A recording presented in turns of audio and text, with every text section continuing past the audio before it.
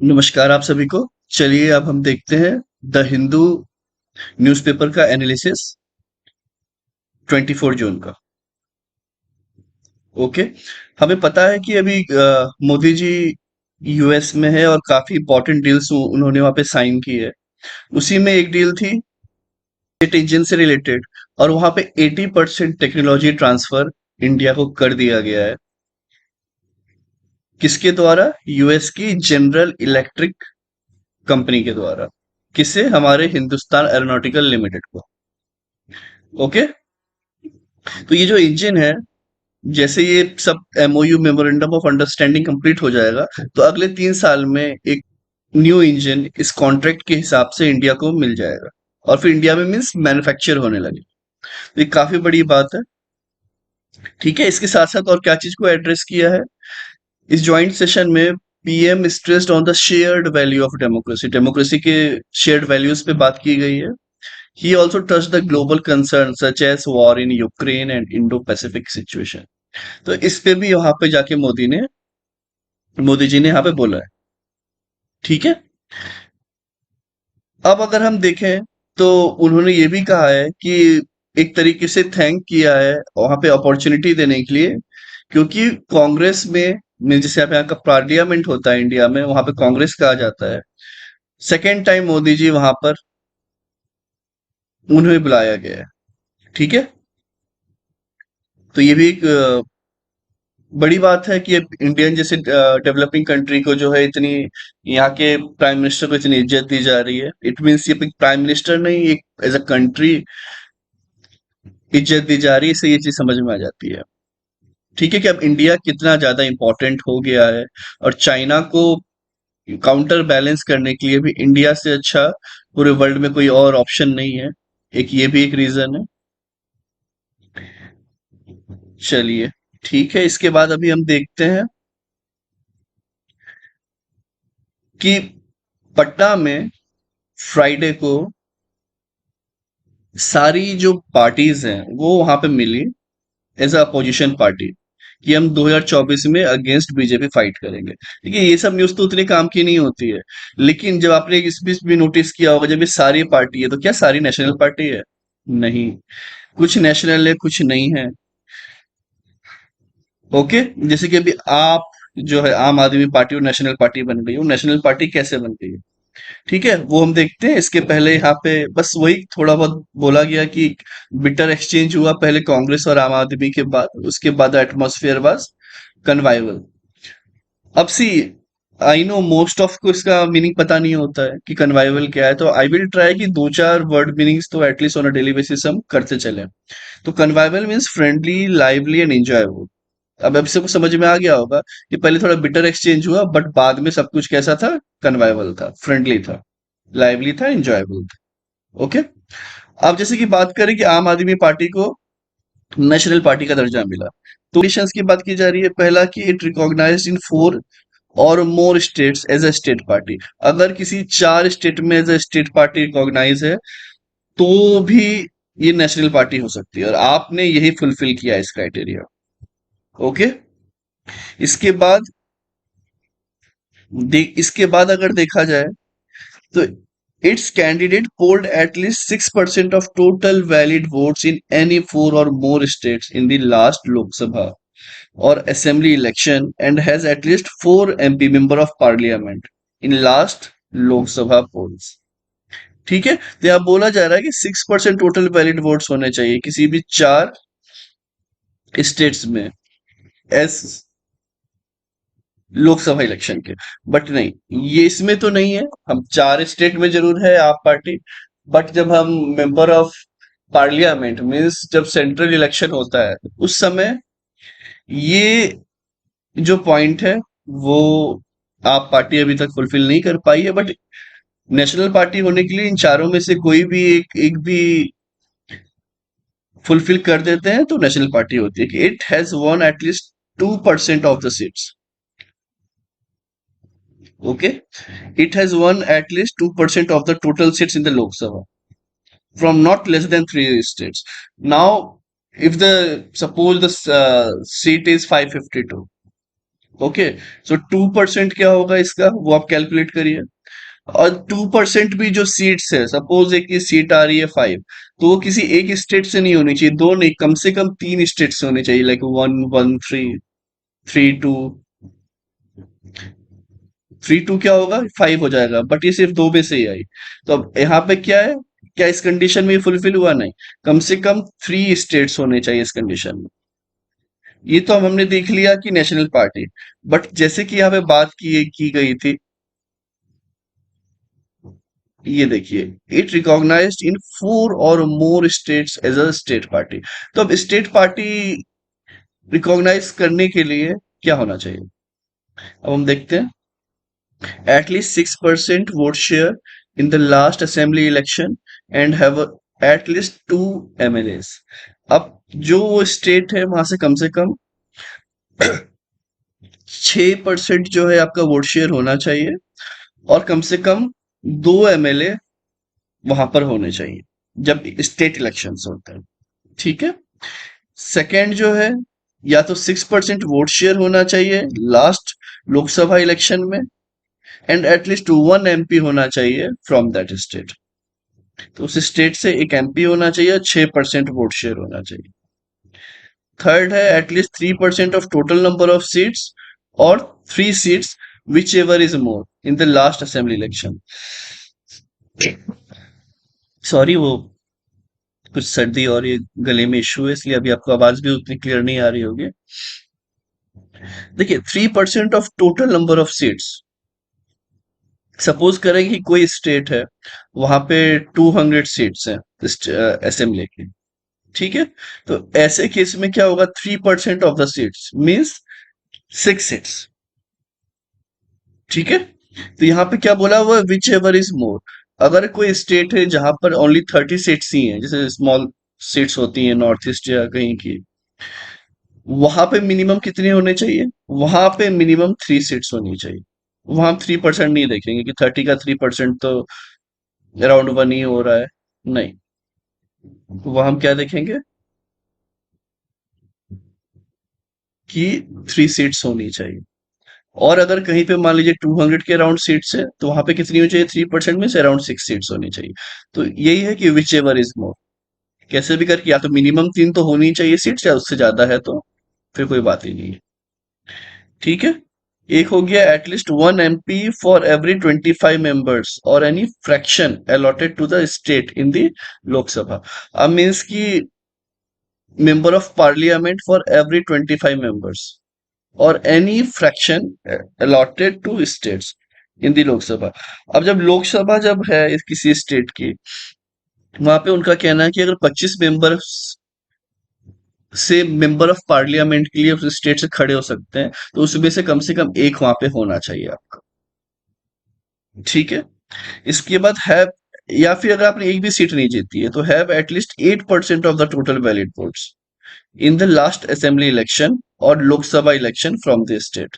Means अगर 8% आपके पास seat है, बहुत बार ऐसा होता है कि सीट्स की परसेंटेज ज्यादा होती है, वोट्स की परसेंटेज ज्यादा होती है, बट सीट्स वन नहीं करते हैं, कोई भी सीट्स नहीं जीत पाते हैं। तो ऐसे केस में भी अगर 8% आपने सीट ले ली है, मान लीजिए 1 लाख लोग हैं, उसमें से 8,000 आपको मिल गई है, तो आपको एक नेशनल पार्टी मान लिया जाए, सॉरी स्टेट पार्टी आपको मान लिया जाए। चलिए आगे बढ़ते हैं। देखिए, कुछ चीजें जो हैं ये, बहुत सारी चीजें होती है हमें नहीं पढ़नी है, तो जो इंपॉर्टेंट है आई हैव हाईलाइटेड। अब यहाँ पे हम देखते हैं कि UP government adds Nehru Savarkar Shivaji to school curriculum. ठीक है। तो अभी हमें पॉलिटिक्स पे हमें ध्यान नहीं देना है ज्यादा कि ये पार्टी ये कर रही है, वो पार्टी ये कर रही है, हमें मीडिया के रिलेटेड ज्यादा कुछ सोचना भी नहीं है। आपको पता ही है हमारे इंडियन प्रेस की क्या रैंकिंग है और किस तरीके से न्यूज दी जाती है। इसलिए द हिंदू सबसे एक अच्छा न्यूज़पेपर है, आप इसके थ्रू प्रिपरेशन करके आप बिल्कुल निश्चिंत रह सकते हैं। देखिए, नेहरू के बारे में भी दिया हुआ है, तो अब नेहरू जी के बारे में तो हम काफी कुछ जानते हैं, शिवाजी के बारे में भी जानते हैं। यहाँ पर सावरकर पे जो है काफी ज्यादा न्यूज रही है, ऐसा क्यों, चलिए इनके बारे में हम पढ़ लेते हैं। तो विनोद दामोदर सावरकर, इन किस नाम से जाना जाता है इन्हें? वीर सावरकर के नाम से भी जाना जाता है। He was one of the most influence freedom fighter of the country. Okay, हमारे फ्रीडम फाइटर थे। इनका बर्थ कहाँ हुआ है? इनका बर्थ महाराष्ट्र में हुआ है, ब्राह्मण फैमिली में। ये अपनी पढ़ाई के लिए लंदन गए हुए थे, है ना? It was during his days in London. तब वहीं पे the first war of independence इन्होंने लिखा। जब 1857 की जो लड़ाई हुई थी, उन्होंने इसे क्या बताया? First war of independence. आप कंफ्यूज नहीं हुई है कि जन्म तो बाद में हुआ है, ये इसकी क्या बात चल रही है? कि जब वॉर हुआ तो इसके बाद आज आप भी हम भी कुछ लिख सकते हैं इस पे। ठीक है, तो उन्होंने लिखा था कि the first war of independence, और ये बहुत इंपॉर्टेंट है। हर बार मैच द फॉलोइंग या किसी भी एग्जाम में पूछा जा सकता है कि the first war of independence जो है किसने लिखा? तो सावरकर। ओके, ठीक है। तो अब जब उन्होंने ये लिखा था तो फिर अंग्रेजों ने जो है इस बुक को बैन कर दिया, क्योंकि वो उनके अगेंस्ट जा रहा था। ऑब्वियस सी बात है, उनके अगेंस्ट जो भी चीजें होती थी तो वो उन्हें बैन कर दिया करते थे, because of anti British content. Savarkar को बाद में अरेस्ट किया गया। आपने सुना होगा कि 2 बार का काला पानी हुआ, 25 साल की जगह 50 साल की जेल हुई। तो वो यहां से था कि Savarkar was later arrested and tried for his protest against the 1909 Morley Minto reform. So ये काफी इंपॉर्टेंट है, ये रिफॉर्म, मॉडली मिंटो रिफॉर्म। तो इसके कारण क्या हुआ? 1911 में इन्हें 50 साल के लिए कारावास हो गई। कौन से जेल में? अंडमान एंड निकोबार की, जो कि किस नाम से फेमस है? काला पानी। अब आप ये चीज सोच सकते हैं कि 50 साल की जेल, मतलब ताउम्र की जेल भी जो है इतनी नहीं होती है ना? 25 साल तक जो है वही बहुत बड़ी बात हो गई, 25 ईयर्स, बट 50 ईयर्स दे दी गई थी। बट ये 1924 में जो है रिलीज हो गए, क्योंकि उन्होंने मर्सी पिटिशन दी थी कि मुझे यहाँ से छोड़ दिया जाए, और साथ में प्रॉमिस किया था कि वो पॉलिटिक्स से दूर रहेंगे। ठीक है, तो political controversy surrounds Savarkar release till date. आज तक उसी पे कंट्रोवर्सी, जो आप देखते होंगे कि कांग्रेस बोल रही है कि वो ट्रेटर है, ना देशद्रोही है एंड ऑल। तो आप एक बात बताइए, क्योंकि उन्होंने पिटिशन डाल दिया कि मुझे 50 साल जेल में ना रखा जाए, मुझे यहाँ से रिहा कर दिया जाए। तो इस चीज पे क्योंकि उन्होंने अंग्रेजों से पिटिशन की तो उन्हें देशद्रोही कह दिया गया। क्या आपको सही लगता है कांग्रेस पार्टी का आज भी ये कहना है, या फिर पहले से ये कहना? ये आपने ही क्यों नहीं छुड़वा लिया इन्हें? ये क्वेश्चन आता है। कोई पूरी जिंदगी वहीं पे रह जाए, सड़ जाए, मर जाए, क्या ये सही है? कि आपके क्या थॉट्स है, आप कमेंट सेक्शन में जरूर बताइएगा। सिर्फ इस बात पे ये कह देना कि वो देशद्रोही है, क्योंकि उसके बाद वो आए हैं बाहर। क्योंकि जेल में रह के आप कुछ नहीं कर सकते हैं। देखिए, अगर महात्मा गांधी भी जिंदगी भर जेल में रह जाते, या और भी कोई जेल में रह जाते, तो आपको क्या लगता है कि इतना कुछ हो पाता? क्या हम आजाद ही हो पाते आज भी? है कि नहीं? तो वो यहाँ पे मर्सी पिटिशन की बात चल रही है। तो जब वो जेल में थे तो सावरकर ने ऑल्सो लिखा था एक पैम्फलेट, हिंदुत्व। तो ये भी पूछा जा सकता है क्या कि who is a Hindu, Hindutva, ये उन्होंने लिखा था। And Savarkar was oppose to the caste system, caste system के बिल्कुल अपोज में थे। सुपरस्टिशियस रिचुअल्स, जितने भी रिचुअल्स होते हैं उसके भी अगेंस्ट में थे, और काउ वर्शिप के भी अगेंस्ट में थे। और उन्होंने साथ में क्विट इंडिया मूवमेंट को भी जो है अपोज किया था। ठीक है, चलिए आगे चलते हैं। तो ये इनके बारे में काफी इंपॉर्टेंट चीजें हो गई हैं कि इन्होंने 1857 पे क्या लिखा, क्या कहा, फिर कहाँ इन्हें जेल हुई थी, अब कांग्रेस पार्टी इन्हें क्यों ट्रेटर बोल रही है। क्योंकि आपसे कहीं भी इंटरव्यू में पूछ दे या नॉर्मली पूछ दे, आपको पता होना चाहिए कि ना, कि जवाब तो होना चाहिए आपके पास। क्योंकि हम ये नहीं है किसी पार्टी ने क्या बोला, किसी ने क्या हुआ, और हम दिमाग में बैठा के रखे होंगे। वो बिल्कुल नहीं होनी चाहिए। ठीक है, मतलब ये चीज बहुत गलत है कि अगर सावरकर जो है वो हमारे इतिहास के ही हैं, और हम सही में ज्यादा नहीं पढ़ते हैं उनके बारे में। अगर हम पढ़ रहे हैं तो वो ट्रेटर हैं, अब कल हो के बोल दिया जाए कि अरे नेहरू को भी तो ऐड किया है, तो बोले नहीं वो तो महान थे इसलिए किया है, ये ट्रेटर इसलिए किया। तो अब हर चीज अपने हिसाब से सोच रहे हैं, वो बिल्कुल सही नहीं होती है। ठीक है।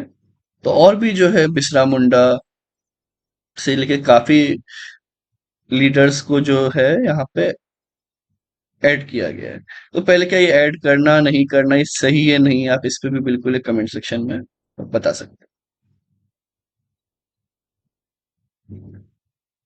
चलिए, अब ये देखते हैं कि वॉर्मिक Modi visits further strengthen the ties between India and the US. Obvious सी बात है कि इंडिया और यूएस के बीच में जब टाइज है काफी स्ट्रांग होते चले जा रहे हैं। अभी अगर हम बात करें कि जो भी मोदी जी गए हैं तो उससे क्या क्या बेनिफिट हुआ है कि the two sides announce new deal involving high and defence cooperation, जैसे कि अभी बात ही हुई थी, टेक्नोलॉजी ट्रांसफर हुआ है। सेमीकंडक्टर इंडस्ट्री इन्वेस्टमेंट्स, तो काफी जो वहाँ की सेमीकंडक्टर्स कंपनी है वो भी इंडिया में इन्वेस्ट करना चाह रही है, जो कि काफी अच्छी बात है। And a partnership in quantum and advance computing and AI, तो ये बहुत अच्छी बात है। मतलब जब से डिजिटल इंडिया आया है तो पूरे वर्ल्ड को और भरोसा हो गया है। आपने देखा होगा यूपीआई भी जो है, जो हमारा भीम ऐप है, वो भी अब वर्ल्ड में काफी कंट्रीज जो है उसे एक्सेप्ट कर रही है। तो इससे एक ये फायदा है कि जैसे चाइना जो कंट्री है उन पे काफी ज्यादा हेविली हम डिपेंडेंट हैं, सेमीकंडक्टर से लेके और बहुत सारी वाइटल चीजों के लिए। तो अब क्या हो रहा है, इससे कम से कम डाइवर्सिफाई हो रहे हैं। अब यूएस हो चाहे कोई और भी कंट्री हो, वो चाह रही है कि हम कहीं एक जगह डिपेंडेंट ना रहे। ठीक है, तो ये इंडिया के लिए बहुत अच्छी अपॉर्चुनिटी है और उसे कहीं ना कहीं हम ग्रैब करने भी लगे हैं। इसके बाद एक एडिटोरियल है, वो कह रहा है कि strike a fine balance, have a just civil code. ये जो यूसीसी है, यूनिफॉर्म सिविल कोड, वो हर जगह चलता, आजकल बातें हो रही हैं कि चाहे कोई भी धर्म हो लेकिन सबके लिए एक ही कानून होना चाहिए, यूनिफॉर्म सिविल कोड। ठीक है, तो उसी पे ये पूरा आर्टिकल है कि पहले जो लॉ कमीशन है उन्होंने बोला था जस्ट 5 इयर्स बैक, उन्होंने बोला था कि UCC is neither necessary not desirable. Okay, लेकिन अब अगले 5 साल बाद मीन्स आज के टाइम में अब इसकी डिमांड फिर से बहुत हाई हो। Okay, after a hiatus of just 5 years, now again what is hiatus? ये एक ऐसे टर्म्स है जो काफी ज्यादा लॉ में और केस स्टेटमेंट में यूज होते हैं। hiatus is nothing, is just a pause और a gap in a sequence. Okay, series और प्रोसेस। मीन्स जो अभी मैंने कहा कि 5 साल पहले उन्होंने ये बोला था, 5 साल के गैप के बाद जो है अब फिर से ये चीजें उठने लगी हैं। तो आपकी थिंकिंग क्या है, पहले तो यूनिफॉर्म सिविल कोड पे वो आप बताइए, क्या ये होना जरूरी है, क्या ये होना जरूरी नहीं है? और ये एज पर आर्टिकल 44 जो है, ये पहले से ही हमारे डीपीएसपी में लिखा हुआ है कि यूनिफॉर्म सिविल कोड होना चाहिए। ठीक है, अब यहाँ पे देखें, एक ये भी आर्ग्यू किया जा रहा है कि community should itself come forward to seek reform. Community खुद आगे आना चाहिए कि नहीं मुझे हमें रिफॉर्म्स की जरूरत है। This is the justification for the adoption of internal law reform और वॉलेंट्री यूसीसी। ठीक है, जैसे कि अब ये भी नोटिस कर सकते हैं, special marriage act 1954 and the Indian succession act 1925, ये कुछ और नहीं है, ये जस्ट वॉलेंट्री एडॉप्शन है यूसीसी का, इनका ऐसा कहना है।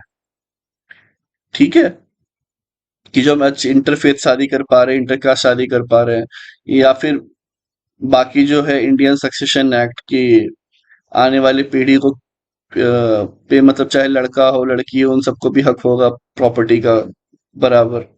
तो ये जितने भी हैं ये यहीं से आया, तो वही कहा गया कि वॉलेंट्री हुई तो बाकी चीजें भी ऐसी वॉलेंट्री होनी चाहिए। ओके, बट आपको क्या लगता है कब तक वॉलेंट्री ही हम मानेंगे? अब बात कुछ ये है कि ये नहीं है कि सिर्फ मुस्लिम में ही अलग लॉ फॉलो हो रहा है, चाहे हिंदू है, जैन है, बुद्धिस्ट, सिख, पारसी, सब जो है govern by their own personal laws. सबके अपने अपने पर्सनल लॉज। ठीक है। लेकिन बहुत बार इसका अपोजिशन मुस्लिम लोग काफी ज्यादा अपोजिशन करते हुए हमें दिखे हैं, कि वो बार बार 29(1) जो है हमारे फंडामेंटल राइट्स, उसका हवाला देते हैं। वो बोलते हैं कि आप हमारे राइट्स छीन रहे हैं।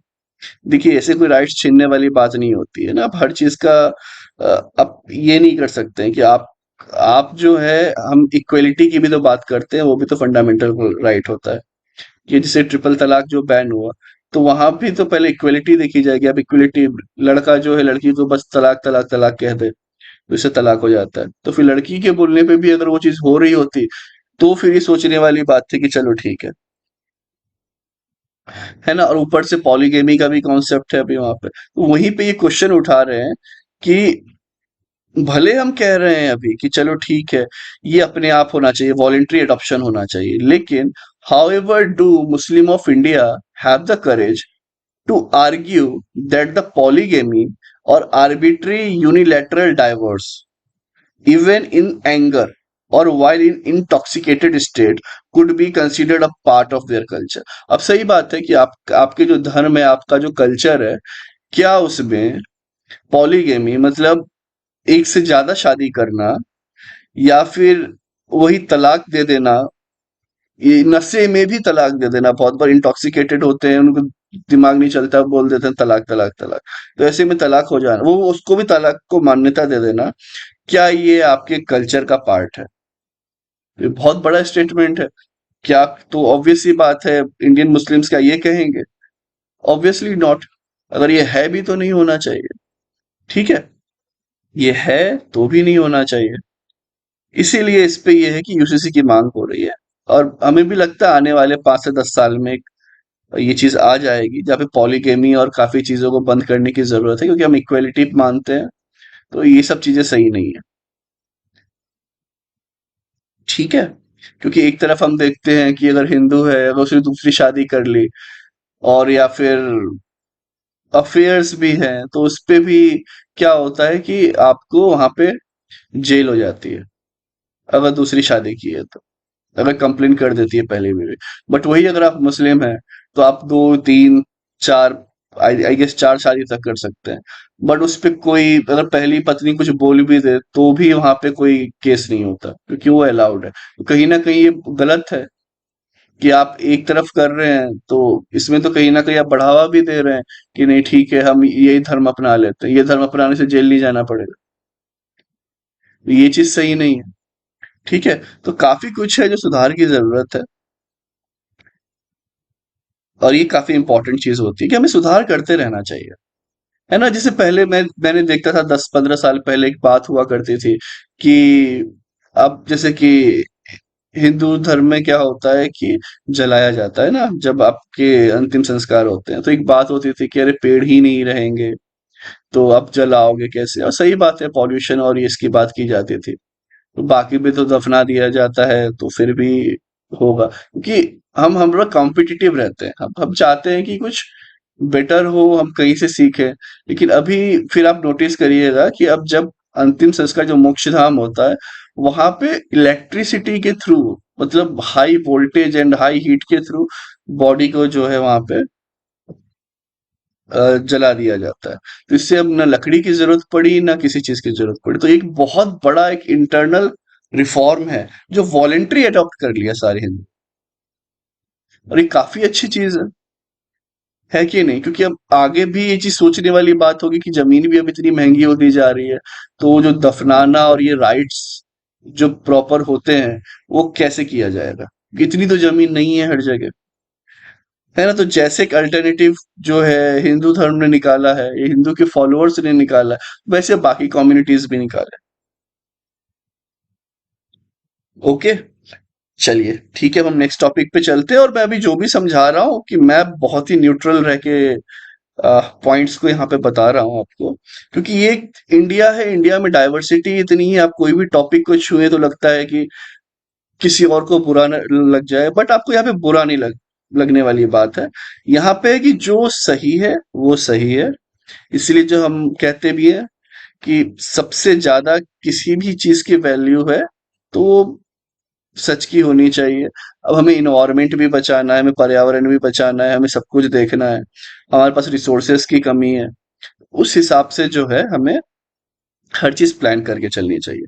तो रिफॉर्म्स जो होते हैं वो हर जगह जरूरी है, चाहे वो आपका रिलीजन हो, आपका वे ऑफ लाइफ हो। जैसे आपने अभी देखा होगा G20 में जो इंडियन गवर्नमेंट है, जो मोदी जी ने भी कहा था कि एक लाइफ का नारा दिया था कि lifestyle change for environment. Correct. तो अब यहाँ पे फिर से ही वो बात हो रही है कि लाइफस्टाइल चेंज फॉर इन्वायरमेंट।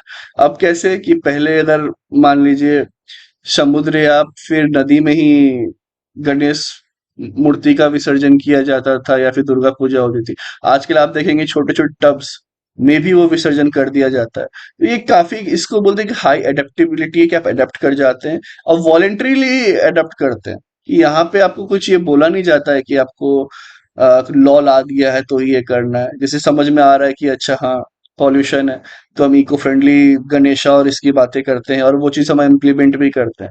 तो इस तरीके से हमें नेचर के साथ भी क्लोज होना चाहिए और खुद में चेंजेस लाने के पहले बिल्कुल ज्यादा नहीं सोचना चाहिए, अगर वो एक पॉजिटिव और एक सही डायरेक्शन में है तो। ठीक है, तो वैसे यही है बस ये आर्टिकल में मेन। चलिए अब हम आगे चलते हैं।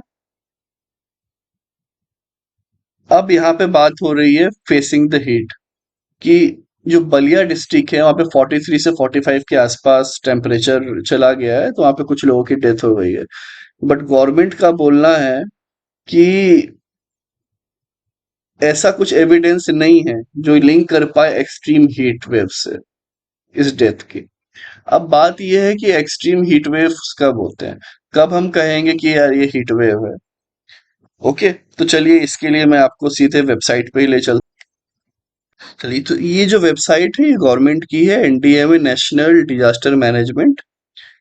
तो वहीं पे ये सारी जो चीजें हैं दी हुई हैं कि हीट वेव क्या है, कब है। तो अब देखिए, Indian metrological department has given the following criteria for heat waves. अब हीट वेव्स कब है, कि heat waves need not be considered till maximum temperature of station reaches 40 degree Celsius for plains and 30, at least 30 degree for hilly regions।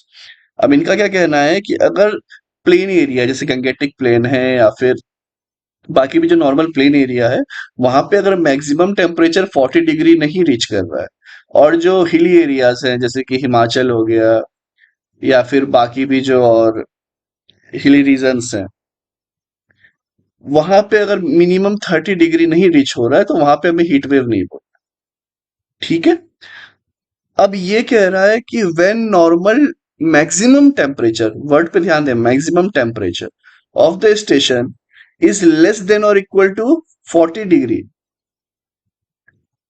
Heat wave departure from normal is 5 degree to 6 degree, severe heat wave departure from normal 7 degree or more। अब ये कह रहे हैं कि अगर मान लीजिए कि जो मैक्सिमम टेम्परेचर है वो या तो स्टेशन इज लेस देन और इक्वल टू 40 डिग्री है, ठीक है, तो फिर हीट वेव कब कहा जाएगा, कि हीट वेव 40 के नीचे तो हम तो नहीं कह रहे हैं, बट 40 या इसके ऊपर मैक्सिमम टेम्परेचर रहा करता था। जैसे मैं आपको एक एग्जांपल कैसे दूं, कि सपोज करिए मैं रह रहा हूं मनाली में। अब मनाली का टेम्परेचर जो मैक्सिमम है वो 36 जाता है, ठीक है, और वो 36 जाता है, बट अभी जो टेम्परेचर चल रहा है वो 41 चल रहा है। तो कहीं ना कहीं क्या हुआ, वो 36 से 5 और 6 ज्यादा हो गया है, 41। इस केस में जो है हम बोल सकते हैं कि हीट वेव है। और सीवियर कब है, जब वो 42 या उससे ज्यादा हो जाए, कि 35 एवरेज था अब वो 42 43 चल रहा है। ठीक है।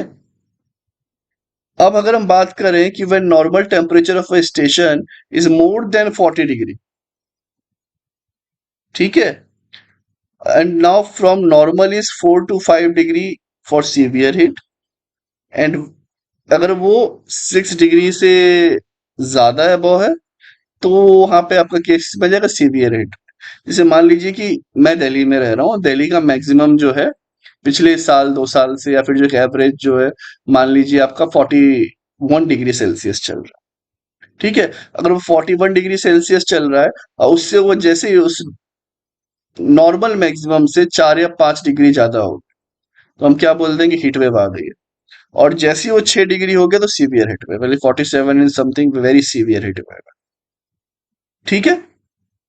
बट कहीं का अगर एक्चुअल मैक्सिमम जो है हमेशा 45 के ऊपर ही रह रहा है, राजस्थान में कुछ एरियाज होंगे और आजकल तो इंडिया में बाकी जगह भी है, वो 45 से कंटिन्यू ऊपर रह रहा है एक मैक्सिमम टेम्परेचर, तो वहां पे अब ये सब नहीं देखेंगे कि उसके ऊपर 4 या 5 है, सीधे 45 के ऊपर जो है एवरेज टेम्परेचर चल रहा है, तो हम बोल देंगे हीट वेव है वहां।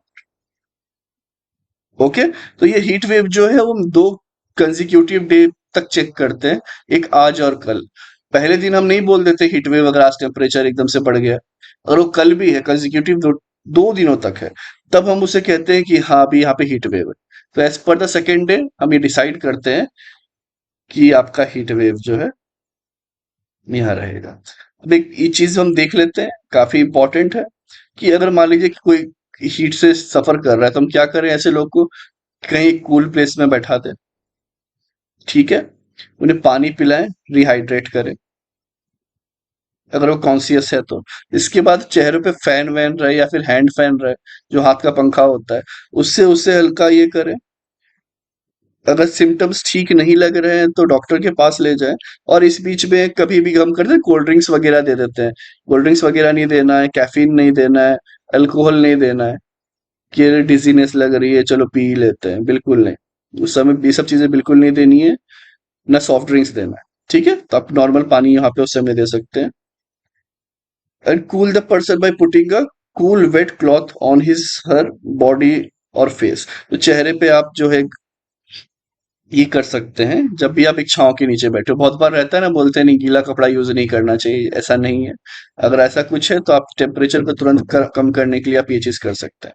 इमरजेंसी किट में क्या है, वाटर बॉटल आप हमेशा पास में रखें, अम्ब्रेला रखें, हेड हेड कैप कुछ रखिए जिससे आप सर को कवर करके रख सकें, हैंड टॉवेल रखें, हैंड फैन रखें, इलेक्ट्रोलाइट, ग्लूकोज, ओरल रिहाइड्रेशन हमें सब साथ में रखें। ठीक है। चलिए, thank you very much, I hope you have enjoyed the session. मिलते हैं अब।